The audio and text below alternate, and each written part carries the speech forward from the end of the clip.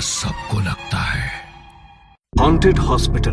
दिल्ली के एक सरकारी अस्पताल में विजय ने आज ही ज्वाइनिंग की थी। विजय एक एमबीबीएस डॉक्टर था जिसने मुंबई के गवर्नमेंट हॉस्पिटल से अपना ट्रांसफर दिल्ली करवा लिया था। विजय की अस्पताल में नाइट शिफ्ट थी। उसने सब वार्ड्स में जाकर मरीजों को चेक किया। रात के लगभग 11 बजे तक वो फ्री होकर अपने केबिन में आकर बैठ गया। तभी बाहर से उसे कुछ शोरगुल की आवाज आई। वो जल्दी से बाहर गया। सर, मैं आपसे कह रही हूँ ना कि अभी हॉस्पिटल में कोई भी रूम अवेलेबल नहीं है। हम इन्हें एडमिट नहीं कर सकते और वैसे भी इनकी कंडीशन इतनी ज्यादा सीरियस नहीं है, तो प्लीज आप इन्हें कहीं दूसरे अस्पताल में ले जाइए। अरे ये क्या तरीका है पेशेंट से बात करने का? और नीचे एक वार्ड खाली तो पड़ा है। जब मैं सुबह आया था तो मैंने देखा था उधर लॉक लगा था। नहीं सर, वो वार्ड तो बंद है, पर वहाँ किसी को एडमिट नहीं कर सकते। क्या बोल रहे हैं आप? क्यों बंद क्यों है वो? और अगर इमरजेंसी है तो क्या प्रॉब्लम है पेशेंट को वहाँ शिफ्ट करने में? ये सरकारी अस्पताल है, ऐसे कैसे 4 मरीज को एडमिट करने से इनकार कर सकते हो तुम? हाँ ठीक ही तो कह रहे हैं वो। जब डॉक्टर को कोई प्रॉब्लम नहीं है तो आपको क्या प्रॉब्लम है? आजकल ये वार्ड बॉय खुद को अस्पताल का मालिक समझने लगे हैं। देखिए आप समझिए, उस वार्ड की चाबी नहीं है हमारे पास और उसमें अभी काम चल रहा है, तो किसी को शिफ्ट नहीं कर सकते। आपको कहा ना हमने कि किसी और अस्पताल में चले जाइए, क्यों अपना समय खराब कर रहे हैं? वार्ड बॉय ने जैसे तैसे करके उन्हें वहाँ से भेज दिया और बात को रफा दफा कर दिया। लेकिन ये बात विजय को हजम नहीं हुई। वो उनके जाने के बाद सीधा नीचे गया। नीचे वाले फ्लोर पर ऑफिस रूम में सभी वार्ड्स की चाबियां थी। विजय ने वार्ड नंबर 1 की चाबी निकाली और उसका ताला खोलने लगा। तभी वार्ड बॉय वहाँ पर आ गया और उसने विजय के हाथ से चाबी छीन ली। अरे क्या कर रहे हो सर आप? मैंने बोला ना बंद है ये, नहीं खोल सकते इसे। अरे तुम्हारी परेशानी क्या है? ऐसा क्या है इस वार्ड में जो नहीं खोल सकते इसे? खामखा उस पेशेंट को भी एडमिट नहीं करने दिया। अभी चाबी दो मुझे उसकी। अरे सर, आप समझने की कोशिश क्यों नहीं कर रहे? ये वार्ड ठीक नहीं है। इसमें जो भी मरीज एडमिट हुआ उसके साथ कुछ न कुछ मनहूस घटना हुई है। क्या भला इस बात का क्या मतलब हुआ? सर, कुछ साल पहले इस वार्ड में एक औरत एडमिट हुई थी। उसके साथ उसका पति भी रात में इधर ही रुकता था। बहुत सनकीसा आदमी था वो। उसने इस वार्ड में पत्नी को मारकर खुद भी आत्महत्या कर ली थी। उस दिन के बाद जो भी इसमें एडमिट हुआ उसे वो दिखाई देने लगा। और सिर्फ पेशेंट्स ही नहीं, रात को स्टाफ ने भी इस रूम में बहुत सारी हलचल देखी, उसकी परछाई देखी। वो कुल्हाड़ी लेकर चलता था। उसकी आवाज सुनी है सबने। उसकी आत्मा ने ही कई पेशेंट्स को मारा है। वो अभी भी यहाँ पर भटकती है, इसलिए इस रूम को लॉक कर दिया है ताकि कोई इसके अंदर न जाए। क्या तुम पागल हो गए हो क्या? भूत प्रेत आत्मा पता नहीं क्या क्या बोल रहे हो। अरे हॉस्पिटल में जॉब करते हैं हम लोग और बदकिस्मती से यहाँ पर बहुत लोगों की जाने जाती है। तब तो यहाँ पर हर कमरे में तुम्हें आत्मा दिखाई देनी चाहिए, बेवकूफ। इससे पहले कि डॉक्टर विजय कुछ और बोलते, एक पेशेंट की तबीयत खराब हो जाती है और वो उसे देखने के लिए चले जाते हैं। उस रात तो बात आई गई हो जाती है और डॉक्टर विजय भी उस वार्ड के बारे में भूल जाते हैं।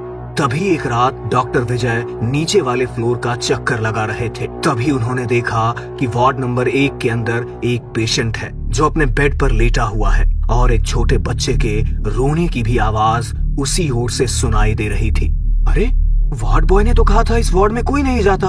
उस दिन तो मुझे इसका लॉक भी खोलने नहीं दे रहा था और आज इसके अंदर पेशेंट एडमिट है।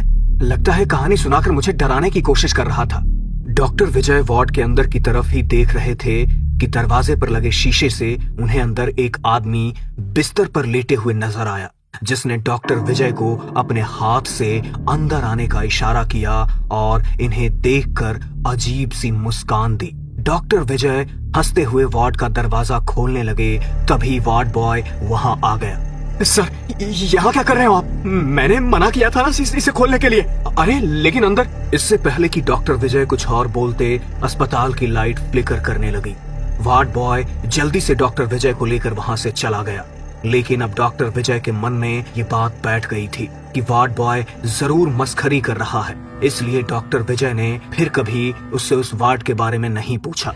अब डॉक्टर विजय को वहां काम करते करते लगभग 1 महीना बीत गया था। रोज की तरह ही डॉक्टर विजय ने सब वार्ड्स में राउंड लगाया, लेकिन आज ड्यूटी करके उनके सर में दर्द होने लगा था। अरे यार, थोड़ी देर के लिए आराम चाहिए मुझे। कहाँ जाऊं? अरे हाँ, शायद नीचे वाले वार्ड नंबर 1 में कोई नहीं है, वहीं चला जाता हूँ। थोड़ी देर आराम कर लूंगा। डॉक्टर विजय रेस्ट करने के लिए नीचे आ गए। उन्होंने ऑफिस रूम से वार्ड नंबर 1 की चाबी ली और ताला खोलने लगे। पहले तो बहुत देर तक ताला खुला ही नहीं, जैसे तो सालों से बंद होने की वजह से जाम हो गया हो। लेकिन काफी देर तक कोशिश करने के बाद वो ताला खुल गया। डॉक्टर विजय दरवाजा खोलकर जैसे ही वार्ड के अंदर गए तो पूरे वार्ड में एक अजीब सी ठंडक थी। अरे यार, खामखा इस वार्ड को बंद रखते हैं ये लोग।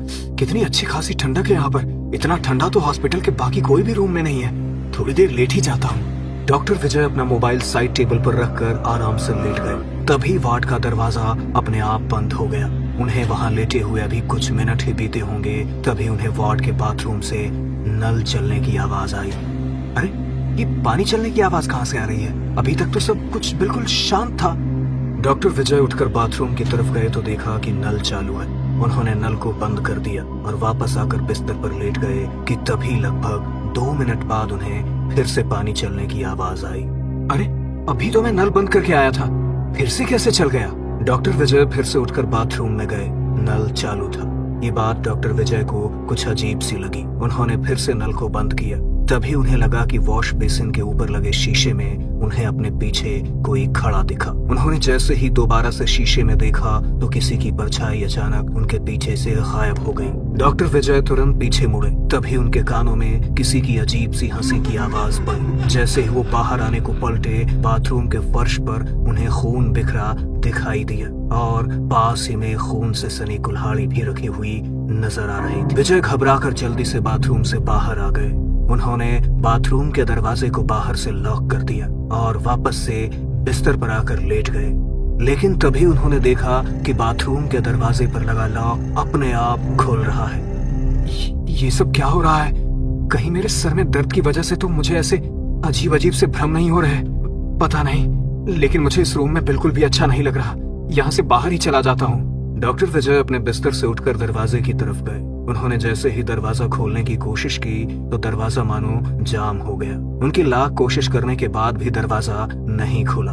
तभी उन्हें अपने पीछे से एक अजीब सी हंसी सुनाई दी। कहीं कोई मेरे साथ मजाक तो नहीं कर रहा? कोई भी तो नहीं था यहाँ पर।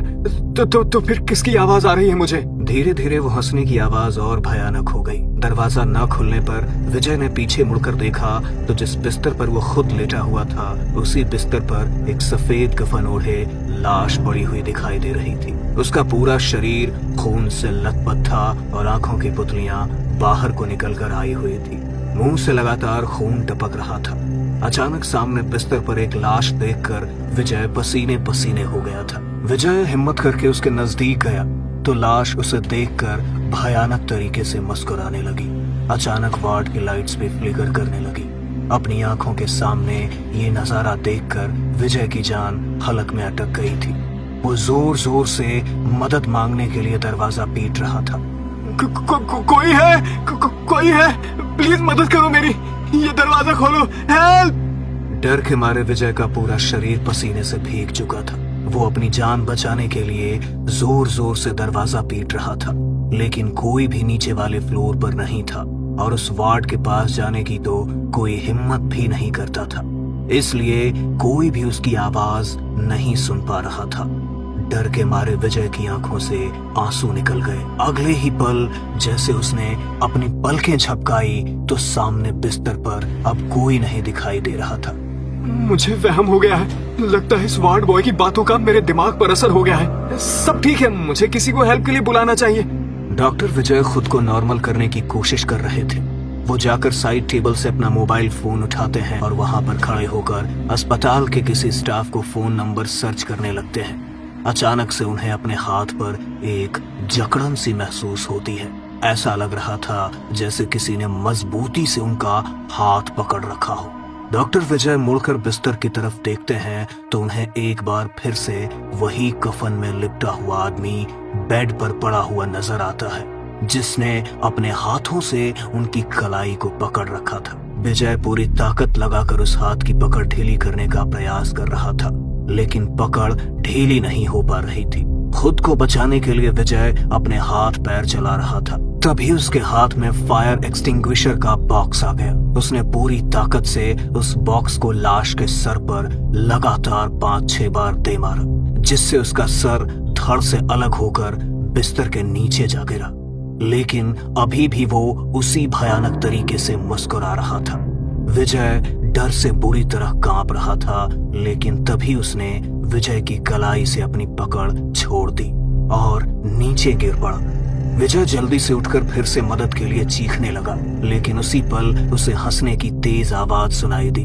विजय ने घबरा कर उस ओर देखा। वो लाश बिस्तर से उठकर चलती हुई बेड की तरफ जाने लगी और अपने सर को उसने वापस अपने धड़ में जोड़ दिया। विजय को कुछ भी समझ नहीं आ रहा था कि आखिर ये सब क्या चल रहा है। तभी वो आत्मा अचानक बाथरूम के अंदर चली गई। प्लीज कोई दरवाजा खोल दो, वरना वो मुझे मार डालेगा। Please help me. विजय ने अपना दिमाग लगाया और फायर एक्सटिंग्विशर का बॉक्स उठाकर जोर से दरवाजे पर दे मारा।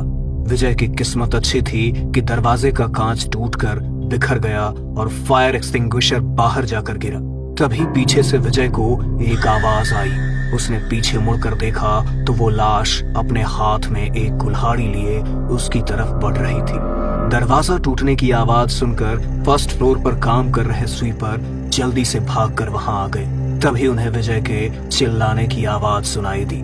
स्वीपर दरवाजा खोलने की कोशिश कर रहा था, वहीं दूसरी ओर वो लाश डॉक्टर विजय के सिवा किसी को नजर नहीं आ रही थी और वो कुल्हाड़ी लेकर उसे मारने के लिए उसकी ओर बढ़े जा रही थी। तभी एक दूसरा वार्ड बॉय अस्पताल के मंदिर से गंगा जल लेकर आया और उसे कमरे के अंदर छिड़क दिया। गंगा जल का स्पर्श पड़ते ही वो लाश अचानक दिखाई देना बंद हो गई और जाम हो चुका दरवाजा भी झटके से खुल गया।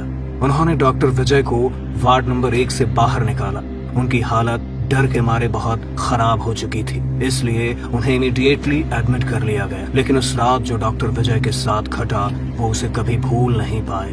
जिन बातों पर उन्हें कभी यकीन नहीं था वो उन्हीं के साथ घटित हुई और उन्हें यकीन हो गया कि इस दुनिया में भूत प्रेत सच में होते हैं। वार्ड नंबर 1 के गेट को ठीक करवा के उसे परमानेंटली लॉक करवा दिया गया। अब किसी को भी वहां पर जाने की परमिशन नहीं है और अगर कभी उस फ्लोर पर डॉक्टर विजय की ड्यूटी लगती है तो उस वार्ड की तरफ जाते ही उनकी रूह कांप जाती है और उनके कानों में उसी हंसी की आवाज गूंज उठती है।